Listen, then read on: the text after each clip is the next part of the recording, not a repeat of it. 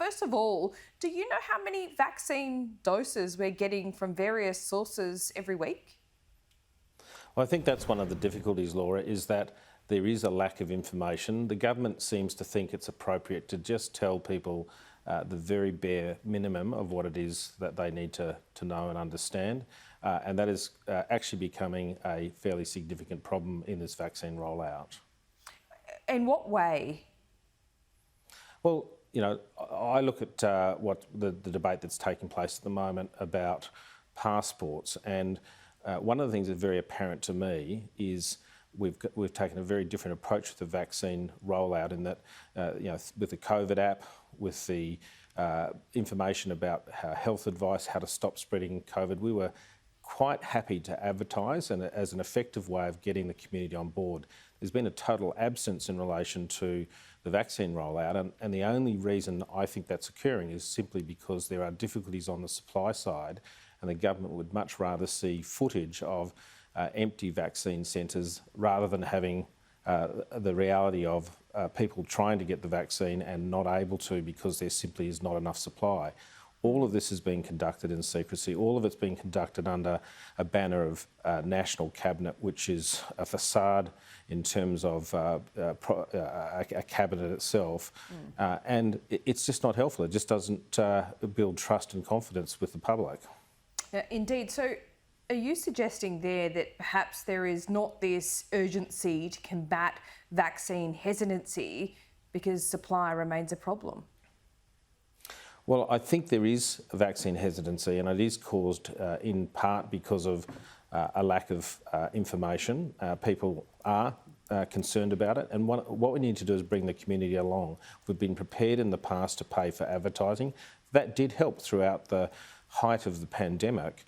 It's noticeable in its absence now, and I think the reason for that is simply because there is not enough supply, and the government don't want to have that drawn to everyone's attention. If they do get the community on board and people do start coming out and saying, I want the vaccine, I want to contribute, I want to be part of the community response to COVID. Rex Patrick, this is not meant to be a rude question, but what is the point of the COVID committee? It seems that you're not being given any more information than the rest of us. Well, I think the COVID committee has done great work in a whole range of areas, particularly in the area of health, where there should be no secrecies in my view. It's not like we're talking about, you know, submarine capabilities or you know, the activities of our intelligence agencies. Health has been particularly unhelpful to that particular committee. And I think Brendan Murphy needs to take a close look at his approach on this because, and I don't direct this in a personal capacity, but he basically is himself losing the confidence of the Australian public through his lack of transparency, and that's a public problem, noting his position in all of this. I mean, the lack of transparency seems to be an issue. We don't even know what advice underpins these budget assumptions. Have you also asked that question?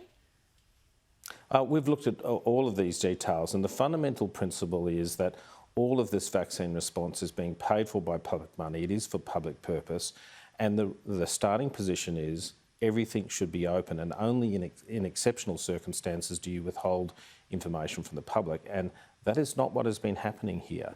And unfortunately, again, that has caused a lack of trust, a lack of confidence amongst the Australian public as to the rollout of the vaccine, and indeed in relation to simple things such as costs. I mean, the Department of Health have been reluctant to provide information about costs, citing commercial in confidence, but the Department of Finance's own rules say that things like total costs should not be held confidential. Okay, so commercial in confidence, we get this thrown around quite a lot, Senator. When is that a legitimate excuse? Look, there are times when commercial in confidence does come into play. For example, we don't want to reveal trade secrets. We don't want to reveal information that would actually cause harm. But there has been a tendency throughout this pandemic to simply invoke commercial in confidence any time that a matter involves a company of any sort.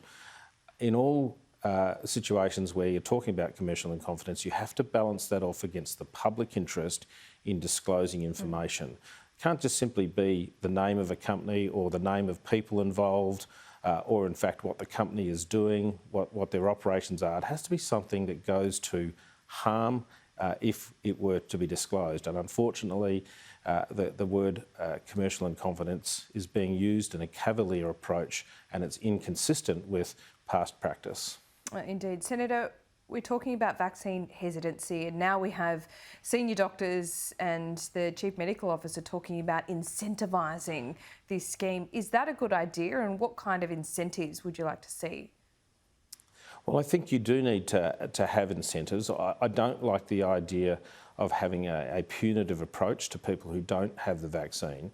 But again, part of that is having a good, strong advertising campaign. You know, looking at, for example, the clotting issue. I know people are concerned about that, but we've had one person die, sadly, in receiving AstraZeneca.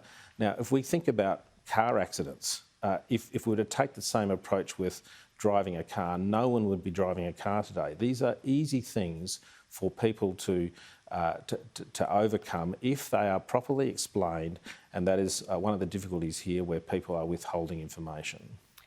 I mean, the Prime Minister is putting a proposal to Cabinet. He's not talking about vaccine passport, but just simply allowing those who've been fully vaccinated free travel within this country, unable, not under the cloud of a Premier locking down a state at a number of cases.